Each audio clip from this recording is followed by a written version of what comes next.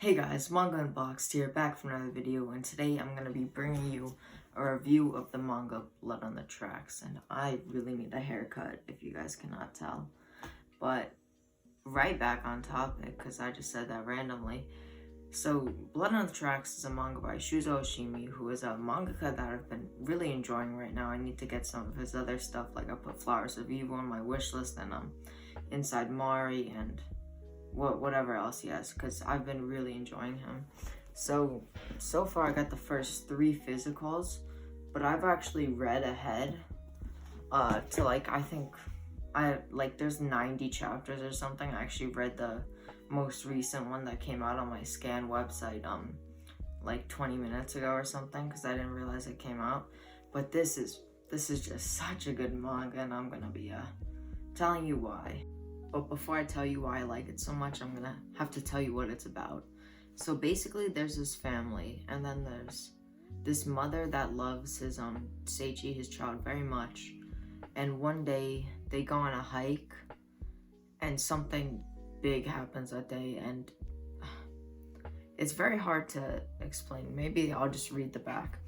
Okay, Seichi's mother loves him very much, and his days pass with placid regularity. School friends, even the attention of his attractive classmate Fukishi, until one terrible summer day that all changes. So that's kind of what I said, but it's something like you can't explain like with just a synopsis. Like, I guess you can kinda, but it's kind of relies on like stuff that it can't tell you right off the get-go, like something that happens like near the end of the first volume. That's the big thing, and then it just gets crazy, but I can't really say any of that because that would because that's a big surprise. Like, the amount of shock value in that first volume is crazy, which is a big thing in the story. There's just like oh shit moments where you're just kind of like awestruck. It kind of does that a lot, but it's not its only quality.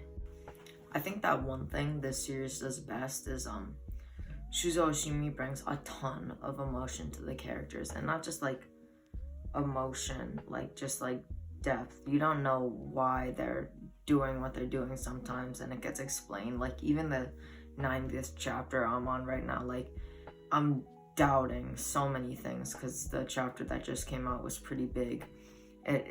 Each chapter is very quick, by the way. This is very fast paced, like some other Shuzo Oshimi works, or at least the other one that I read, which was Happiness.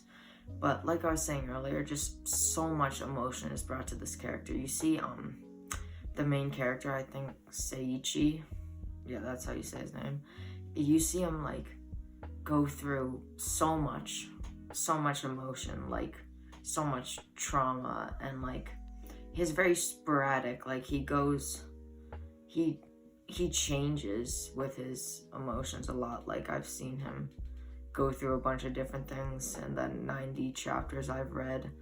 And what's brought to, like, the mother is kind of very like scary and mysterious and just kind of crazy. Like, that's the main kind of plot point. The mother is like kind of mentally ill and crazy, and just so much goes on. There's so much like uncertainty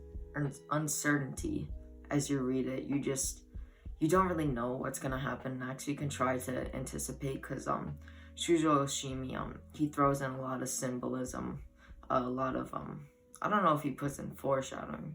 Maybe I just missed it, or maybe he doesn't have it at all, but there's a lot of symbolism in it, and it's not even like necessarily super hidden. Like, they kind of, I'm pretty sure at least once, they kind of like go out and say it. So it's not like something you really have to dig for. There are different things that I think I've caught. Maybe it's not actually symbolism, but it's just things that I thought could be symbolism that I think I've seen. But Shuzo Oshimi he just puts so much work and just so much like details. He does not play around. Another thing is, I think that the art, just like Happiness, is done very, very well in this manga. like I've said before, I don't know if I've said it before, but I've said it to other people. I think Shuzo Oshimi's strongest point in his art is his facial expressions, because he doesn't have a lot of text, so he can kind of like explain so much with like the faces he makes, and like he's just very talented at like drawing like how people feel by their face. Like you see a lot of like obscure faces and like different things, and also it may not seem like the like best art. I didn't really think his art was that good just from looking at it before I started reading his stuff, but like once you read more, like the backgrounds he draws, not so much in Blood on the Tracks, more in Happiness, but it's just all very he throws in a lot of detail, and like it's more kind of like sketchy stuff, so there's more like, I don't know if there's shading and stuff, I don't know how to describe it, but it's kind of it's I would say it's very unique from other art styles. It's nothing like a shonen art style. It's more focused on the characters, you could say. In Happiness they threw a lot into the background, but I just think that his art is amazing to look at and just very, very nice to read. So that about wraps it up, because I can't say too much on the plot, at least because it's something that you kind of have to dig into to really get into it, because that would just all be spoilers.